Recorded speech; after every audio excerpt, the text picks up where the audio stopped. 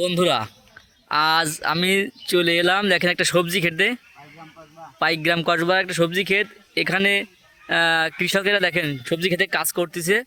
যে তাপমাত্রা, প্রচণ্ড তাপমাত্রা, সেই তাপমাত্রাতে কষ্ট করে তারা দেখেন পরিশ্রম করে ফসল ফলাচ্ছে। এখানে দেখছি কিছু আমরা পেঁপে গাছ, লাল শাক গাছ আছে। তারপরে এখানে দেখেন মূলত এখানে বেগুন চাষ করা হয়েছে এই মুহূর্তে এখন। তো আমি একজন খামারের সাথে এখানে কথা বলবো, কৃষকের সাথে। আসসালামু আলাইকুম ভাই, কেমন আছেন? হ্যাঁ, ভালো আছি। দেখতেছি এখানে তো খুব তাপমাত্রা, রোদে, তারপর রোদের ভিতর কাজ করতেছেন। হ্যাঁ, তাই এখানে দেখতেছি সব থেকে বেশি আপনাদের বেগুন কি চাষ করে আপনি কি লাভবান? হ্যাঁ, বেগুন চাষ করে আমি আল্লাহর রহমতে ভালোই লাভবান। এই আজকে সকালবেলা 60 কেজি বেঁচে আছে, 40 টাকার পাইকারি কেজি বিক্রি। বর্তমান পাইকারি 40 টাকা করে দিচ্ছে, তাই? বিক্রি করি। আচ্ছা, এই যে বেগুনের তো মূলত সমস্যা কি দেখি, রোগ ব্যাধির ক্ষেত্রে কি দেখা যায় বেশি? এতে মূলত বেগুন গাছে আছে আপনার ওই যে পাতা ডুগা কেটে দেই, পাতা কুকরি মুকরি হয়ে যায়। হ্যাঁ, তারপর আছে বেগুনি পোকা লাগে যায়, বিভিন্ন ধরনের কীটনাশক ব্যবহার করতে হয়। আচ্ছা, আপনার এই পর্যন্ত খরচ আছে কিরকম এতে? আমার ধরেন এই পর্যন্ত 500 বেগুন গাছ লাগানো আছে, 500 চারা। তো আমার ধরেন 7-8 টাকা খরচ হয়েছে। আমি এর উপর 20-30 হাজার টাকা আমার বিক্রি হয়ে গেছে। ও, মানে 7-8 হাজার টাকা খরচ করে আপনার 20-30 হাজার টাকা মানে বিক্রি হয়ে গেছে। যে বেগুন আছে, বেগুনটা আমার আশ্বিন কাতি মাস পর্যন্ত যাবে, উঠবে, আর খাওয়া তো ফ্রি।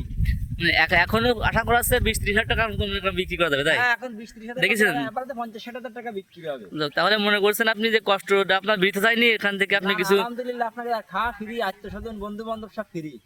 যেগুলো আসে সেগুলো নিয়ে যায়। আচ্ছা, এদিকে এখানে কি কীটনাশক ব্যবহার করা যায়? পোকার জন্য কি কীটনাশক ব্যবহার করা হয় কোনো? আমাদের আসলে যে গ্রিন বিউটি জাতটা, তো এতে অল্প কীটনাশক লাগে। আমরা আসলে লোকাল লোকের কাছে বিক্রি করতে বেশি কীটনাশক ব্যবহার করি না, রাসায়নিক জিনিস ব্যবহার করার জন্য চেষ্টা করি। আচ্ছা, আপনার এই ক্ষেত দেখছি, এই ক্ষেতের নাম কি, এখানকার নাম কি দেওয়া এখানে? এই জায়গার নাম হচ্ছে জিনিয়া ফার্ম হাউস। আমার এই ইঞ্জিনিয়ার আবিদ হাবিব স্যারের জায়গা। আমি এই জায়গা কেয়ারটেকার। আমি এই জায়গাটা দেখভাল করি এবং চাষবাস করি। আমি মোটামুটি মা বাপ ভাই বোন নিয়ে খুব মোটামুটি আল্লাহ আপনাকে ভালোই চালাচ্ছে। যাও, এই যে এখন কি সার দিচ্ছে নাকি? না, হ্যাঁ, এখন আছে আপনার এই যে পেঁপে লাগানো আছে, পেঁপে গাছ। বাবু পেঁপে লাগানো, গাছে অলরেডি ফুল চলে আসে, দেখেন। দেখি বাবু ফোর, গাছে অলরেডি ফুল চলে আসে, দেখেন গাছে ফুল। বাহ, চমৎকার! দেখি এত সকাল সকাল ফুল চলে আসে। হ্যাঁ, দেখেন গাছে ফুল চলে আসে। দর্শক দেখেন কত ছোট গাছ, তাই ফুল চলে আসে। আপনার এর ভিতরে আবার বেগুনও লাগানো আছে, দেখেন কিছু লাল শাক লাগাইছি, ঠিক আছে।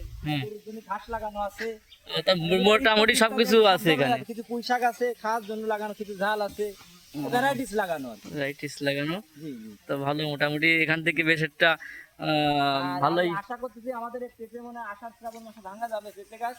আচ্ছা, এই পেঁপে গাছে কিরকম ফলন কিরকম হয়? এই পেঁপেটা আমি শুনি ভালোই ফলন হয়। মানে প্রথম লাগাইছেন, তাই? নতুন লাগাইছি তো। এই দেখেন এই গাছে কত সুন্দর পেঁপে ফুল আছে, দেখেন। হ্যাঁ, দেখতে পাচ্ছি তো, পেঁপে চলে আসে, অলরেডি পেঁপে চলে আসছে। দেখেন পেঁপে চলে আসে, দেখেছেন?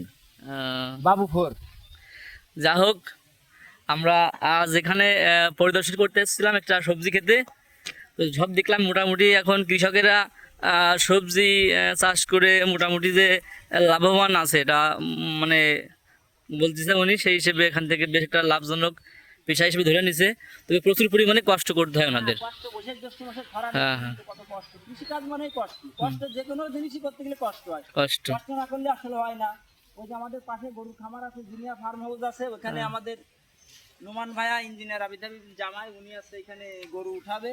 যা হোক, আপনাকে অসংখ্য ধন্যবাদ। আপনার কাছ থেকে অনেক তথ্য পেলাম।